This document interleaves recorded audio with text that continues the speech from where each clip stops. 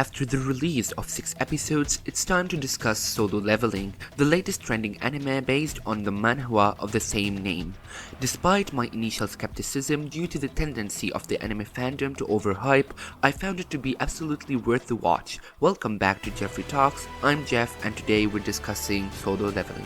Please remember to subscribe and like for more content like this. Your support is what keeps us going. The series follows Jinwoo, who after being defeated by a high-ranking dungeon is reawakened with a system that levels him up. However, only he can see it. Throughout the first 6 episodes, we witness a development in his character that is absolutely shocking. Jinwoo is slowly becoming a cold-blooded murderer, who is being used by the system but is also using the system for his own benefit. Now, let's begin the actual review. The anime effectively explains the world building, introducing the concept of hunters, the world, portals, and ranks. While some mysteries remain, particularly surrounding the main character Jinwoo, they do not detract from the overall viewing experience. Instead, they add intrigue and keep the audience engaged. Jinwoo's character development is portrayed in a unique way. Despite being labeled as the weakest hunter in the world, he truly was weak. This aspect of his character adds depth and intrigue to the story. Overall, the portrayal of Jinwoo's character development is a highlight of the story. Unlike most main characters who are portrayed as overpowered, Jinwoo was brutally beaten, had his limbs cut off, and was even pronounced dead before being reawakened by the system. The system is gradually introduced throughout the other episodes, demonstrating its impact on Jinwoo's life by assigning quests and expanding its reach. Episode 4 provides an exploration of the instant dungeon and showcases how the system has influenced Jinwoo's character through changes in his fighting style. The cliffhanger at the end of episode 4 highlights his true strength. In episode 5, a new Jinwoo is introduced, and I found myself asking, who are you? The significant changes in his facial and body features demonstrate the extent of his transformation within the system. Even the nurses are starting to develop a crush on him.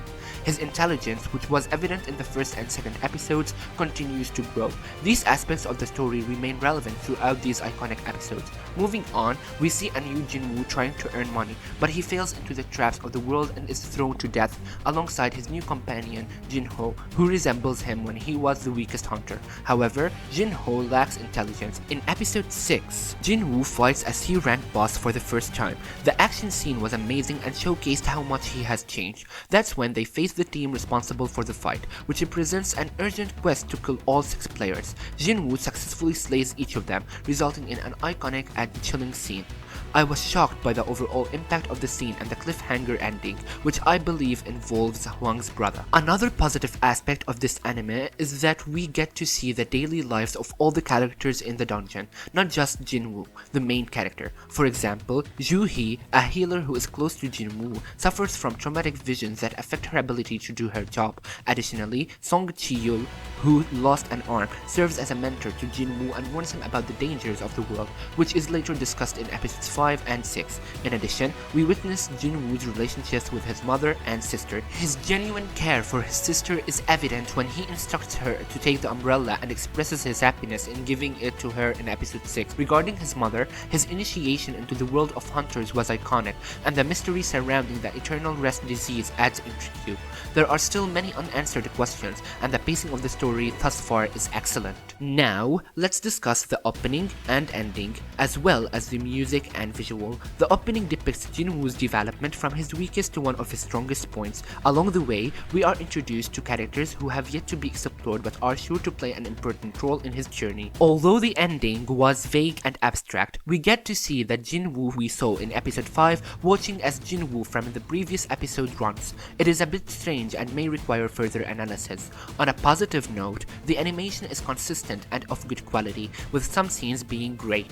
I haven't seen much anime by A1 Pictures besides Sword's Art Online, which I am not the biggest fan of, but I have truly enjoyed their animation of the series so far. The original soundtrack, on the other hand, is iconic and I have loved it thus far. However, lately, not only in this anime, but in others as well, the OSTs have been less remarkable. Although they may be exciting upon first listen, they are ultimately forgettable. Perhaps with more episodes episodes, one OST will be remembered forever. Regarding dubbing, I have only watched the Japanese dub and it is iconic. It captures the strength, fear, and anger of the characters so well. Please continue in this manner. In conclusion, I believe the anime has the potential to continue with such strength. I hope the writing decisions will continue to be made with such creativity. What are your thoughts on this series so far? Share them below. See you soon.